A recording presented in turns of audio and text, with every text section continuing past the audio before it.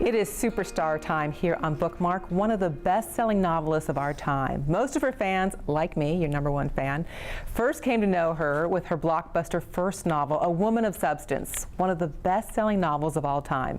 There's been no stopping Barbara Taylor Bradford ever since, 27 more bestsellers. Barbara Taylor Bradford is our guest today on Bookmark. Welcome.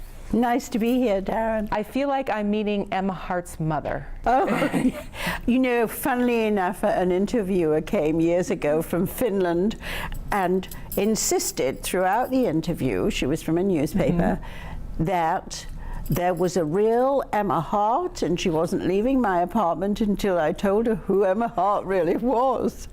And I kept saying I invented her. You certainly did. So I was her mother in a way. You were, because you created her. Emma Hart, of course, being the heroine of that first novel, Woman of Substance.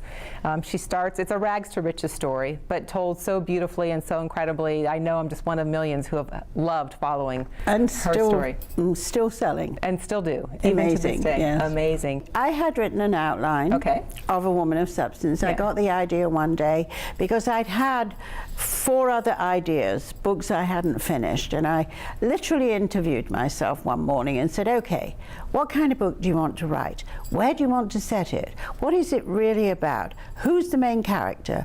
Is it in America or England? And I answered those questions. I mean, I wasn't talking out loud to myself, you know, I was thinking. There's places for people like you. I know.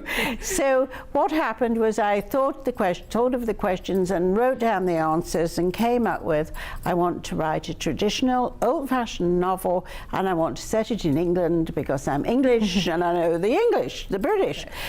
I then thought about who the book would be about and what was it about, and in 1 week I'd written an outline.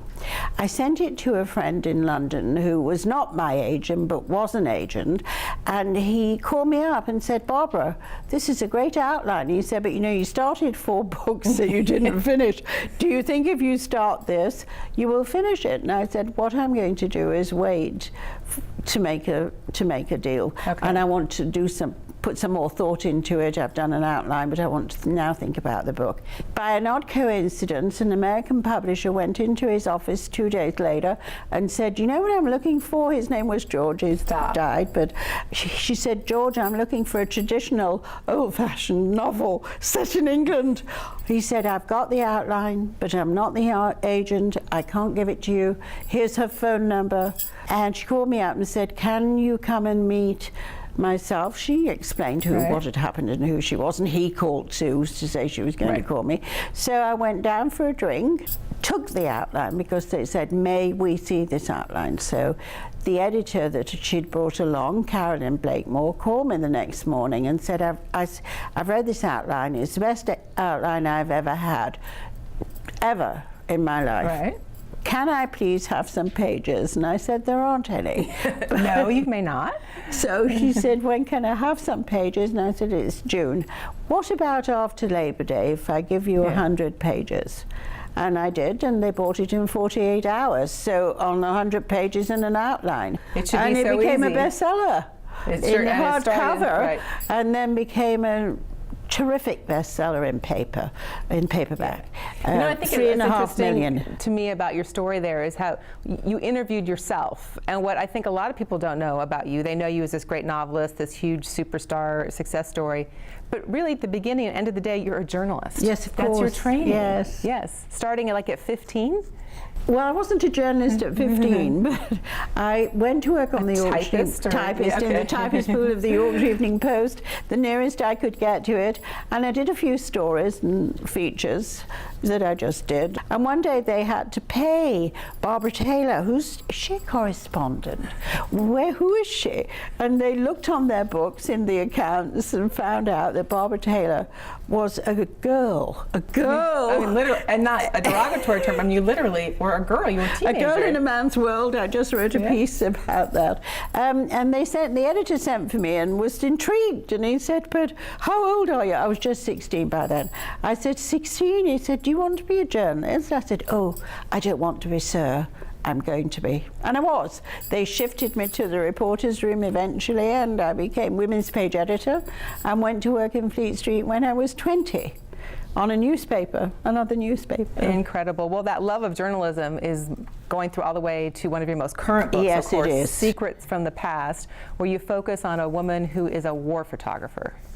She's a war photographer who has lost her edge. Yes. That's how She's it begins. She's seen a little bit too much. She has. Yeah. And her father was a famous war photographer. He's dead. He died of natural causes at the age of 70, and she's happy about that. She's glad he died at home and not in the middle of a war. And she's writing his biography, wanting to pay tribute to him. He was world famous. He was like that man, Robert Capa, who was killed in Vietnam, who was probably the greatest war photographer of all time. But she gets dragged back because her father's business partner and best friend, who runs the agency, picture agency, where she worked but left, says, you've got to go and help Zach. And Zach is her former boyfriend. Right. You know there's going to be love if it's a Barbara Taylor Bradford. Well, yes, but she doesn't want to go because they ended badly, their relationship. But she realizes he's been lifted out of Helmand province and that he's got PTSD. And who else will understand how to help him? It's great love. I can hear the music in the background as I'm reading the book. I'm we loving it. hope. But a lot of things go wrong. It's a book about Serena and Zach and their relationship and what they've gone through together, but it's also about the past. It's about her father and mother. Her mother was a famous movie star, and she comes across some photographs that are very revealing, confusing, and in a way hurtful to her. And you know, I don't know which photographer said it. A famous photographer once said, one frame tells it all. And of course, the picture she focuses on tells her something that she must investigate. You tell readers in the beginning of the book, you let them into a little bit of your personal life, and you say, I'm a news junkie. I'm watching the news. I always have the news channels on. Oh, absolutely. And you have great respect for the men, and especially women, who go into these very dangerous places. Yes, of course. And Marie Colvin, you know, was killed, and killed because she was targeted, you know, by the Syrian government. That building where she was with her photographer and some other journalists, they were targeted. And the end of a lifetime, though, where she chose to go into very dangerous places because she knew that was her calling. Well, that's right. Marie wanted to tell the world the truth. It was like a Barbara Taylor Bradford heroine come to life. That's right. Because somebody said to me the other day, well, you write romances. And I said, well, I don't really write romances, but there's always romance in my books. But I write about women, ordinary women doing extraordinary things who go out and conquer the world. And who doesn't like you? Oh, well, thank you so much. Who doesn't love spending time with women like that? Perhaps the hardest question for you to answer, of all your books, do you have a favorite? I know it's like picking a favorite child. You know, obviously an author loves a first published novel. So of course I love A Woman of Substance, and it was an enormous success. Today it's sold about 32 million copies worldwide. It's in 40 languages. So I love that, but my favorite book of all is called The Women in His Life, which I published in 1990, and part of it is about Bob's childhood in Nazi Germany when he was a very little boy and how they got him out. And it's about a man and his success, and it's only that about Bob's childhood that is real. Bob, my husband, yes, Robert Bradford. But the rest of it is about this man and how he became an extraordinary tycoon, but it's also about his childhood in Nazi Germany and the Holocaust.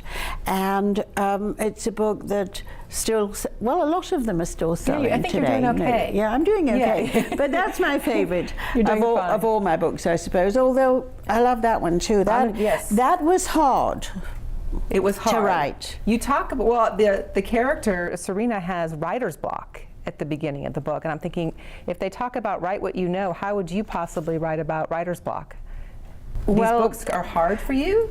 No, but this was hard for this reason, and that is because it was it's a first-person narration, and you know, you've nowhere to go really when Serena is telling the story, I walked through the street, I sat down, I got my camera, I took a shot of a soldier being killed, whatever.